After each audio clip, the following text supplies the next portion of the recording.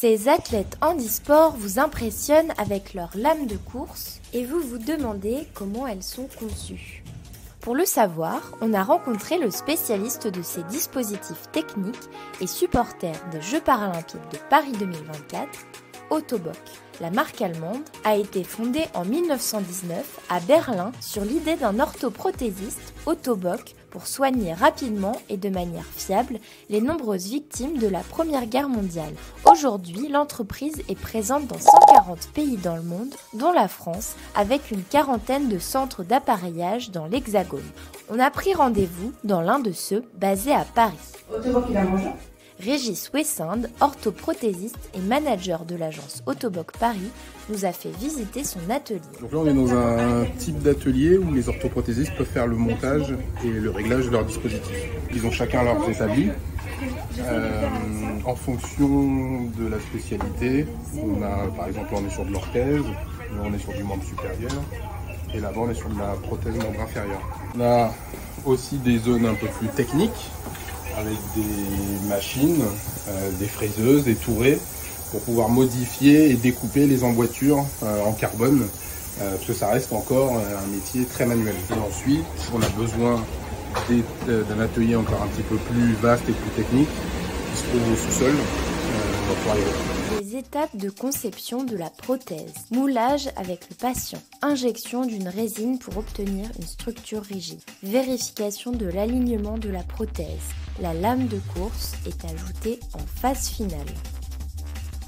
L'orthoprothésiste va réaliser le prototype avec le patient. Toute la phase d'essai, d'analyse, de réflexion, le prototype test. Lorsque le prototype test est validé par le médecin et le patient, ce prototype est envoyé dans une de nos usines qui se trouve en France. Donc on en a deux grandes et l'appareil est fabriqué là-bas. Le matériau le plus courant, c'est-à-dire qui permet d'allier légèreté, résistance, propriété de restitution, c'est le carbone. Ce qu'on recherche dans l'activité sportive, c'est de la légèreté et de l'efficacité. On veut par exemple que la lame touche le sol et reparte. Donc c'est quelque chose d'assez simple. La difficulté va être à trouver la bonne dureté, la bonne lame qui va correspondre au patient pour qu'il puisse finalement avoir la meilleure propulsion et la meilleure performance.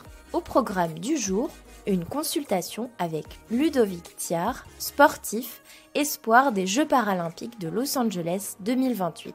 Bon Ludovic, comment ça va? Eh ben ça va bien. J'ai pu essayer les lames, ça m'a vachement plu.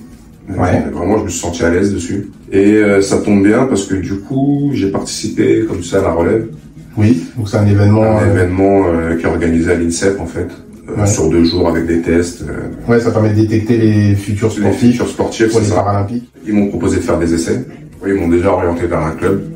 Après, je suis venu au running clinique et j'ai testé les lames. Et là, du coup, donc suite à j'aimerais bien tester à nouveau.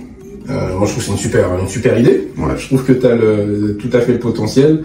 J'ai toujours voulu faire du sport, même après mon handicap. Et c'est que j'ai eu beaucoup de mal, en fait, à trouver une discipline ou un sport dans lequel je puisse m'épanouir et où je puisse surtout performer, en fait. Dans un premier temps, justement, j'avais essayé l'athlétisme et il me fallait des lames quand je suis parti justement pour m'entraîner et les lames ne sont pas prises en charge.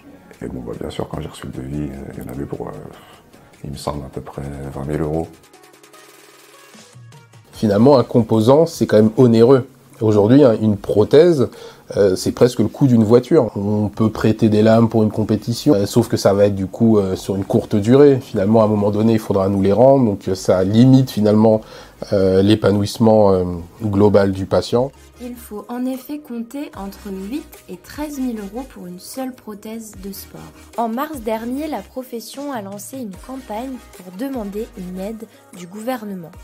Alors comment ça peut se passer? Parce que du coup c'est une approche qui est totalement différente par rapport à la marche. Ah ouais, bien sûr. Le fait de courir, tu vas créer des impacts un peu plus forts dans ton emboîture. Donc comme tu as des moignons qui sont quand même un peu osseux, il va falloir qu'on travaille le maximum le confort lié aux impacts et aux changements et aux variations de volume. Parce que si tu fais du footing, ton moignon il va forcément maigrir un petit peu, tu vas transpirer plus. J'avais l'impression d'être un peu comme un kangourou, vous savez, sur la pointe des pieds, vraiment toujours sur des ressorts. J'ai remarqué qu'au démarrage c'était très dur, de propulser. Je pense que l'effort est multiplié par 2, voire 3. Là, j'étais impatient justement de venir ici car là, je vais les récupérer et je vais pouvoir bien m'entraîner avec entre eux. On est directement sur le village olympique. L'idée, c'est de pouvoir réunir tous les orthoprothésistes volontaires du monde pour pouvoir venir aider sur le Repair Center.